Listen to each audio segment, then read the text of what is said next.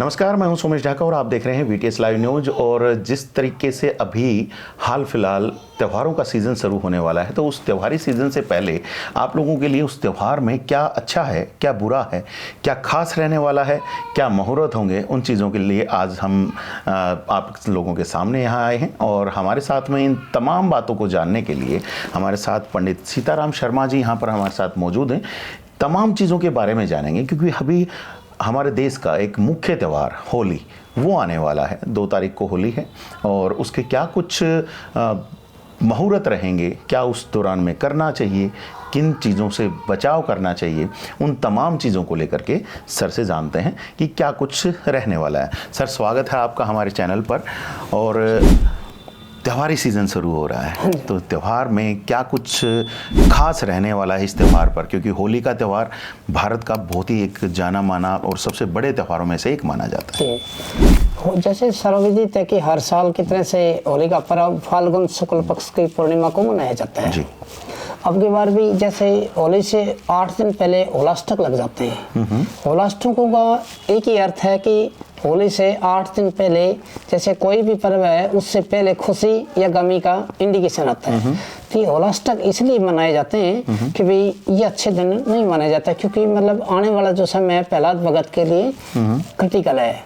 तो उससे पहले जो तैयारियां जो हुई जो होलिका को बचाने के लिए, वो सारे के सारे होलाष्टकों में ही हुई। तो इसलिए होलाष्टकों भी हम अच्छा नहीं मानते। और होली का पर्व जो है वो दारुण रात्रि के नाम से जाना जाता है। अब की बार होली 2 तारीख को 2 मार्च को मनाई जाएगी जी, क्योंकि उस दिन पूर्णिमा शाम 5:55 पर आ जाएगी जी। तो अब की बार 2 तारीख को ही होली मनाई जाएगी। जो होली का दहन है वो 2 तारीख को होगा जी।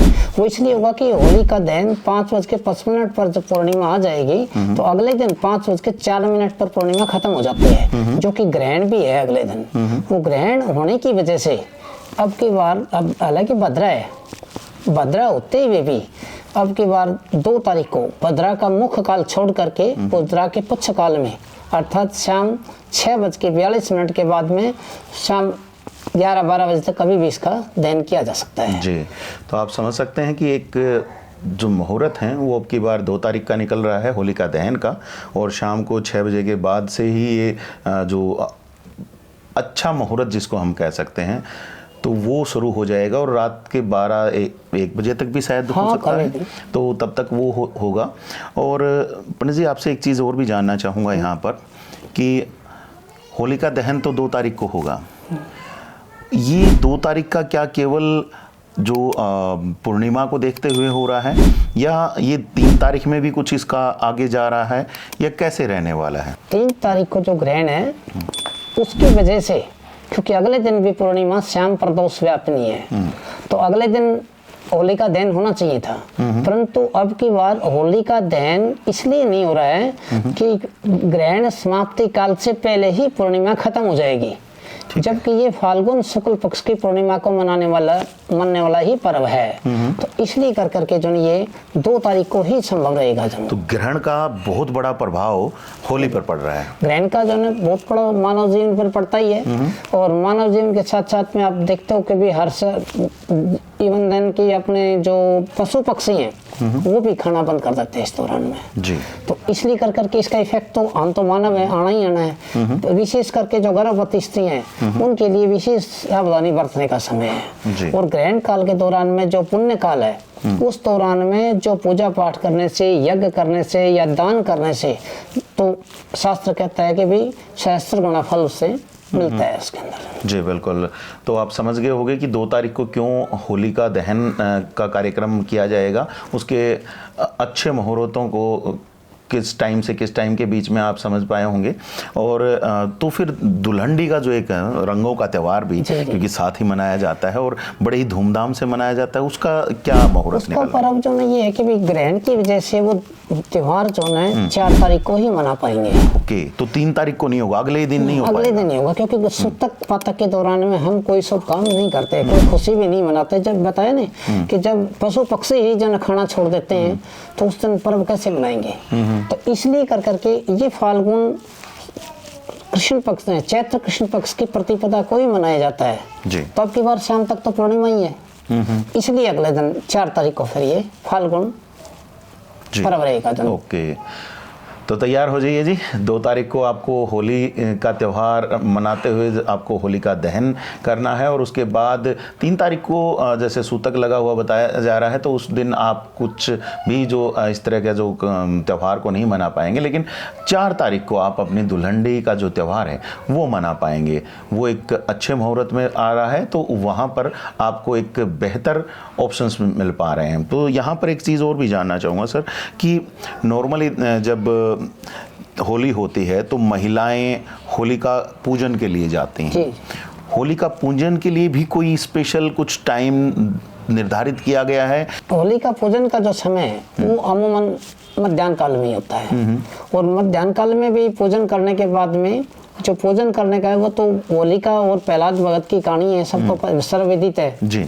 और उसके साथ साथ में जो है शाम को जैसे अन्न जो है दिखा के लाते हैं, उसके बाद घर लेके आते हैं, उसको बुखारी में या अपने जो अन्न रखते हैं उसमें रखते हैं। उसका तात्पर्य यही है कि हम प्रहलाद भगत को वो अन्न दिखाने का, देखो ये जो नया अन्न आया है ये हमने अभी तक ग्रहण नहीं किया है क्योंकि आप तकलीफ में थे। जब आपका आप यहाँ से बच जाएंगे इस संकट से, फिर हम इस अन्न को ग्रहण करेंगे जी। तो टाइम लिमिट भी कुछ रहेगा उसका कि मतलब सायंकाल के समय कभी भी पूजन के लिए कोई ऐसी विशेष बात नहीं है। ओके, तो अब हम बात करें कि जैसे जो पूजन विधि होगी उसके बारे में, तो पूजन विधि में क्या कुछ स्पेशल रहना चाहिए? महिलाएं जैसे जाती हैं पूजन के लिए, तो क्या कुछ विशेष जो साजो सामग्री है पूजन की वो लेकर के जाएं? जैसे पूजन के लिए जब भी कोई जाते हैं तो रोली, मूली, चावल, नाल, फूल, फल, विशेष करके एक नारियल जो है भेंट जरूर करना चाहिए जी। और खास करके जो है अगर होलिका दहन के समय नारियल भेंट किया जाता है तो उसके अंदर जो है विशेष करके जो है ये मानते हैं कि नारियल भी एक मानव का ही आकार दिया हुआ है, तो उस घर के अंदर घुमा करके अगर छोड़ा जाता है तो घर की नेगेटिव एनर्जी नहीं सो जाती है उससे जी। तो नेगेटिव एनर्जी को अगर आपको अपने घर से बाहर निकालना है तो उस नारियल को अपने पूरे घर से पूरा उसकी यात्रा करा करके और तब आप होलिका के पास लेके जाइएगा, वहाँ पर उसको चढ़ाइएगा, तो जो नेगेटिव एनर्जी भी है कहीं ना कहीं आपके घर से दूर होगी। पंडित जी के द्वारा ये बताया जा रहा है। और पंडित जी एक चीज़ और यहाँ पर जानना चाहूँगा मैं आपसे, क्योंकि बड़ा त्यौहार है, बहुत सारे लोग अलग अलग तरह के मिथ्स पाल लेते हैं कि वो कुछ ना कुछ सोचते रहते हैं कि कई लोग तो ये सोचते हैं इस दिन हम कुछ करेंगे तो ज़्यादा फायदेमंद होगा। तो मैं यहाँ पर आपसे ये जानना चाहूँगा कि क्या क्या जो कार्य हैं वो भी लोग इस होलिका के अवसर पर, होली के अवसर पर वो शुरू कर सकते हैं?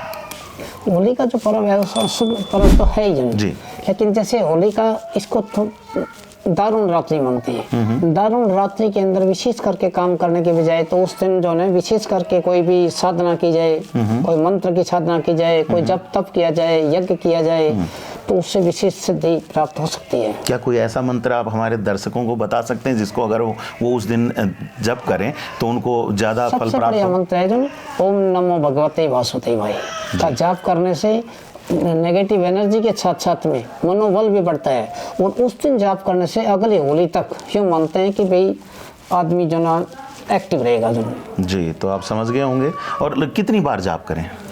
जितना मैक्सिमम हो जाए, कोई टाइम लिमिट नहीं है भाई, जितने सारे जाप भी कर सकते हैं। अब हर आदमी की कैपेसिटी अपनी अपनी है, तो अपनी कैपेसिटी के मुताबिक मिनिमम अगर हम मान के चलें तो कितना हो? कम से कम कितने? कम से कम 40 मिनट 40 मिनट तक मिनिमम। ठीक है। तो ओम भगवते वासुदेवाय नमः का आपको जाप करना है और एक अच्छी एनर्जी आप लोगों के पास पहुंचेगी, तो आप उस एनर्जी को फील भी कर पाएंगे। और पंडित जी ये भी बता दीजिए लोग क्या ना करें, क्योंकि हम इन चीज़ों के ऊपर तो चर्चा कर रहे हैं कि होली पर क्या किया जाना चाहिए, क्या नहीं किया जाना चाहिए, उस पर भी चर्चा कर लेते हैं। तो होली के दिन तो स्पष्ट है कि जब प्रहलाद भगत मुसीबत में है, उनको बचाने के लिए तो प्रकृति ने सारे खेल रचे हैं हरे जी। तो जो दुपट्टा ओढ़ करके होलिका बैठती है अपनी गोद में लेकर के, वो ऐसा है कि वो खुद तो जलेगा नहीं। आजकल जैसे फायर ब्रिगेड वाले जो पहनते हैं इसमें से उस टाइम में भी कोई चीज तो लेकिन वो प्रकृति की इच्छा होती है वही होता है। वो दुपट्टा उससे तो उतर जाता है, प्रहलाद भगत को लपेट लेता है, वो तो जल जाती है और वो बच जाते हैं। तो ये मानते हैं कि भी मतलब एक बुराई पर एक अच्छाई की जीत है।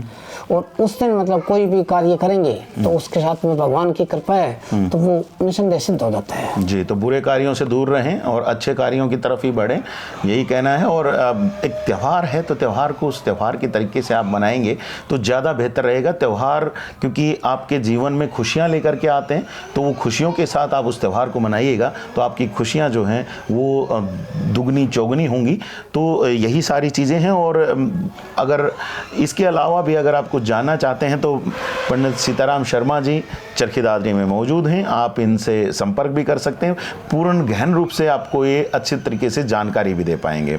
बाकी कुछ लोगों के हमारे जो दर्शक हैं वो शायद डाउट कर रहे होंगे तो कि ये सारी चीज़ें कैसे निकली हैं, ये जो शुभ मुहूर्त हैं ये कैसे निकाले गए हैं, क्या इसमें देखा गया है, तो उसके बारे में थोड़ा सा और बताना चाहेंगे आप कुछ? कोई भी जैसे मुहूर्त सेट करते हैं तो करने से पहले जैसे पंचांग का एक कुछ अपनी मर्यादाएं होती हैं। जी, मैं देख पा रहा हूँ आपके हाथ में पंचांग के अंदर जो मर्यादाएं हैं वो इसलिए कि भी भद्रायाम दो योना कर्तव्य, भद्रा के अंदर दो चीज विशेष करके निषिद्ध हैं, एक तो फाल्गुनी और एक श्रावणी। श्रावण के अंदर तो सुमन नहीं जमाए जाते और फाल्गुन के अंदर उसकी होली नहीं निकाली जाती। अब की बार भद्रा होते हुए भी ये 2 तारीख को इसलिए रखा है कि उस दिन भद्रा के मुख्य काल को छोड़ करके कुछ काल में ही इसका जो है मंगल अर्थात कर दिया जाएगा। ठीक है, तो इसलिए करके मंगल कर दिया जाएगा कि भी अगले दिन ग्रहण है और ग्रहण के तो साथ ये सारी चीजें पंचांग में लिखी गई हैं, सब चीजें पंचांग में इसका सब विवरण है जो। तो जो अगर कोई खुद पंचांग पढ़ना जानता हो तो वो पढ़ सकता है। हाँ, बिल्कुल। कोई भी आदमी जो आदमी ज्योतिष के बारे में जानता है वो आदमी इन सब चीजों के बारे में आसानी से जान सकता है। जी बिल्कुल, ये कोई मतलब वो विषय नहीं है रूढ़िवादिता का, ये तो गणित है, कोई भी जान सकता है, कोई भी सीख सकता है। जी बिल्कुल, तो गणित का ही यूज़ करके हम हमारे जो त्योहारों को बेहतर तरीके से मना सकते हैं। कुछ शुभ अशुभ जो समय हैं उनको भी ज्ञात कर सकते हैं। तो वो तमाम चीज़ों के लिए आज हम यहाँ पर पंडित सीताराम शर्मा जी के पास हम यहाँ पर पहुँचे थे और तमाम चीज़ें हमने इनसे जानने का प्रयास किया है कि अब की बार का जो होली का त्यौहार है कैसे खास रहने वाला है, क्या शुभ मुहूर्त होंगे। शायद आप समझ गए होंगे। वैसे एक बार दोबारा से मैं आप लोगों को बता दूं कि शाम को 6 बजे 2 तारीख को 2 मार्च को शाम को 6 बजे के बाद से और रात को 12-1 बजे तक आप जो होलिका दहन का कार्यक्रम है वो कर सकते हैं। और शाम के समय ही जो होलिका का जो पूजन का जो कार्यक्रम है वो भी हो सकता है। और उसके अलावा अब 3 तारीख को क्योंकि सूतक लगा हुआ है तो इस वजह से कहीं ना कहीं आप दुल्हंडी का जो त्यौहार है वो 4 तारीख को मना पाएंगे। तो 4 तारीख का एक अच्छा मुहूर्त पड़ रहा है, सूतक हट जाएगा तो आप अब उस त्यौहार को भी बड़ी अच्छे प्रकार से मना पाएंगे।